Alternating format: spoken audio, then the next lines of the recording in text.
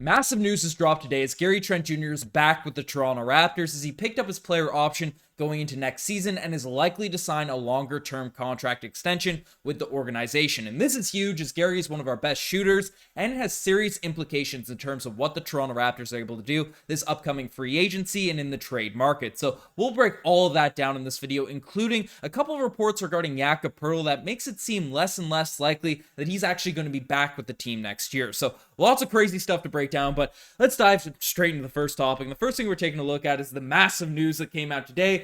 Gary Trent Jr. has picked up his player option and is staying long-term with the Toronto Raptors. Now, we knew coming into this free agency that there were three free agents for the Raptors: Fred VanVleet, Gary Trent Jr., and Jakob Poeltl. And the one guy that all the reports, no one really knew what was really going on with the Gary Trent Jr., but given the Raptors cap situation, everything that was going on, right, it seemed very unpredictable in terms of what Gary would do. But the one thing we all kind of expected was that Gary Trent Jr. would decline his player option and look for more money. I mean, especially around the trade deadline, we heard that it was almost a sure thing that Gary Trent Jr. will be, testing free agency this summer, looking for a little bit of a bigger bag, whether it's with the Toronto Raptors or not. But Gary Trent Jr. shocked everyone today as news came out from Chris Haynes that the Toronto Raptors guard Gary Trent Jr. will opt into his $18.5 million option for the 2023-2024 season, according to Rich Paul and Clutch Sports. So that is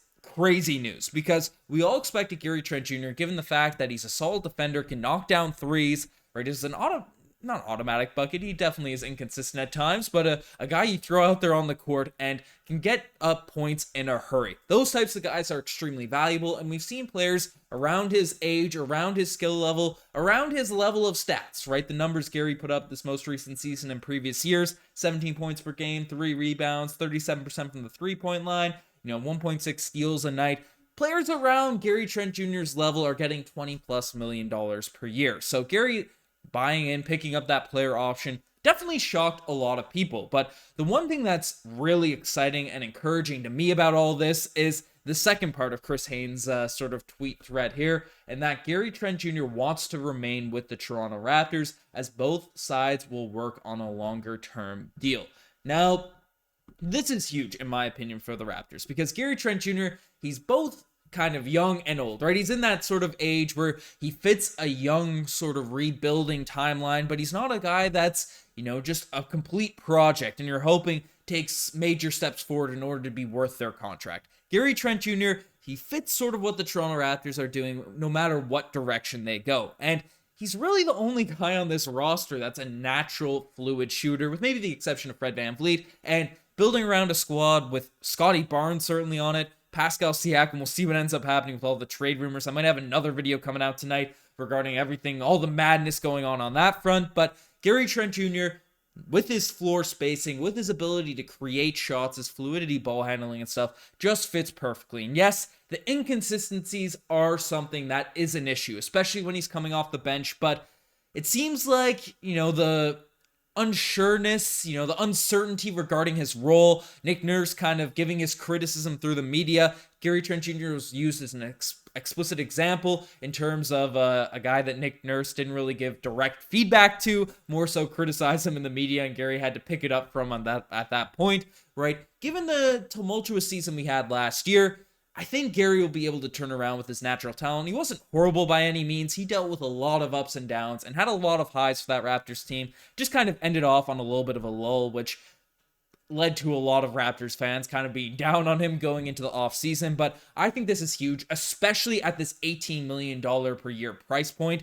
That is a steal for Gary Trent Jr. in the current NBA market. So I'm very cool with this contract, him picking up this player option. He fits what this team needs to do, right? We're not overpaying him by any means. And longer term, if we negotiate a contract extension this summer, I think that's really advantageous for the Toronto Raptors. As I just mentioned, Gary Trent Jr. had a lot of inconsistencies over the course of this year.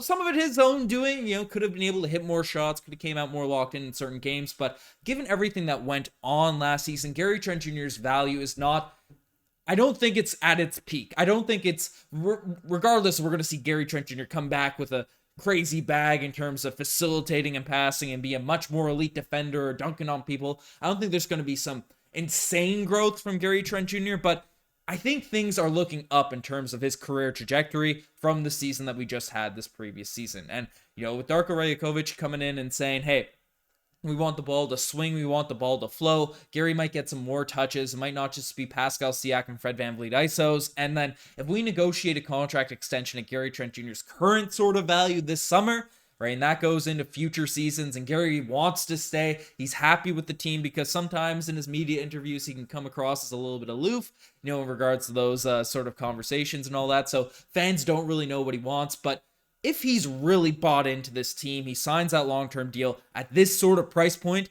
that's a steal. Regardless of what you want to do as a fan with the Toronto Raptors, run it back, build with the same core group, tear it down and all that sort of stuff. These types of contracts are huge to have on your team, and players like Gary are huge to have on your team. So absolute W for Masai Ujiri, absolute W for the Toronto Raptors with this move. And I guess it's Gary who picked up the player option, but we'll see what ends up happening regarding this contract extension. So stay tuned for that, as Gary Trent Jr. is a guy I'm happy to see being brought long term. But let me know what you guys think about Gary in the comments. But this does have some serious implications in terms of what the Raptors are able to do this summer. And one of the things I've seen brought up, but I think is unlikely to happen given the team is actively looking for a contract extension, that he could potentially be added to some trade packages, but I'm not even going to dive into that too much. But I will inform people that are listening that is an opportunity to happen now. If Gary Trent Jr. does pick up that option, he could potentially be dealt in some crazy Scoot Henderson package, but I don't expect any of that to actually go down. But more interestingly enough, regarding the cap, the contract extension, Gary is now eligible for an extension that could get as high as $26 million per year for the 2024-2025 season. So that's the cap in terms of the ceiling in terms of what an extension could look like for Gary Trent Jr. And this is sort of the number that was thrown out a couple times, the $25 million per year range at the trade deadline. I think that number is going to go down substantially given how the end of the season went. And as said, his value is definitely not at peak heights currently at this moment. So we'll see what that number ends up coming at. But since Gary Trent Jr.'s money is now officially on the books for the Toronto Raptors this next year, free agency, other guys on this Raptors team, it might be harder to bring them back. And that sort of leads us into the second part of this video, the second part of this discussion, Jakob Poeltl potentially on his way out for the Toronto Raptors, which could frustrate a lot of fans, would frustrate me, given the fact we traded away a first-round pick, only top 6 protected going into next season for the guy to come in for a half a season rental where we didn't even make the playoffs. That would be a massive L. But Josh Lundberg sort of put it here, saying that with Trent's money now on the books for next season, it becomes tougher to bring back Fred VanVleet and Jakob Poeltl at their market rate while also avoiding the luxury tax. Not impossible, but it will require some cap gymnastics in order to make changes in unloading salary elsewhere. So I basically talked about in yesterday's vid, and some people looked at the title and said, oh, Ben is just mad that we're not blowing up the roster. I overtly said in the video, I'm sure those same people aren't watching until 7 minutes in this one either, but I'm not fully bought into completely nuking the team and blowing up the roster and these types of things. But if we do run it back with the same group, the exact same squad, just a new coach, but with a more depleted bench, that's probably not the right avenue to go, the right route to go. And Jakob Poeltl is a guy that I'd like to see back on the team and all these types of things. But, if we do pay all this money and potentially enter the luxury tax or nuke our bench to, bring back this core group, it could kind of get messy. And that's sort of the indications now in terms of why the Raptors might end up letting Jakob Poeltl go. So that thought process is probably persisting in the Raptors front office as well. As basically a report came out from Jake Fisher saying that likely options, according to rival teams, however, that the amount of activity coming out of Toronto front office makes it difficult to project what they'll do, but it's also not clear whether they'll be able to meet the financial demands of center Jakob Poeltl in free agency, who also prefers to not be in a rebuilding destination next season. So that's an interesting quote there, and that's coming from ESPN, not Jake Fisher. It's a quote. My brain is going all over the place. It's coming from Giovanni, messing up the names right now, from ESPN.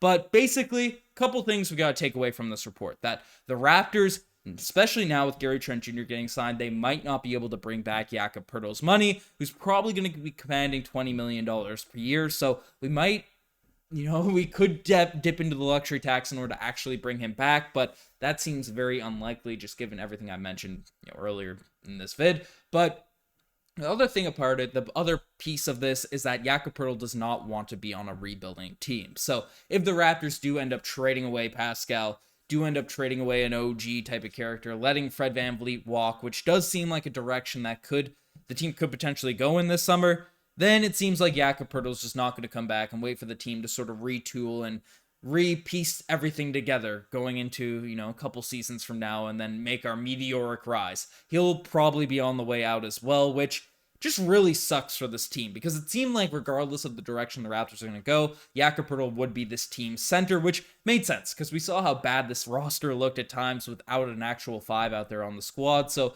if we do go in that rebuilding direction, not having Jakob Poeltl on the team could be brutal. But then again, if you don't tear it down, if you don't trade away some of these guys, if you don't trade away some of these big contracts, especially with Gary Trent Jr. likely on the books for a lot of future seasons, then we might not be able to pay Jakob Poeltl going into next year. So as Bloomberg put it, we could probably do some cap gymnastics to make things work out, but things, especially how they're shaking out now at this point where we could potentially go into rebuild and Gary Trent Jr. is back on the roster, they're looking less and less likely that Jakob Poeltl will be a Toronto Raptor going into next year, which is a huge blow to Raptors fans and stuff, knowing that we gave away a first-round pick at the trade deadline for him. But it's not a sure thing. He could definitely be coming back. But let me know what you guys think about all this Toronto Raptors news. You guys are the best for making this far. Subscribe to the channel if you guys haven't already. We're very, very close to 28,000 subscribers. So if you made it this far, I don't know how many people are, made it this far in the video, but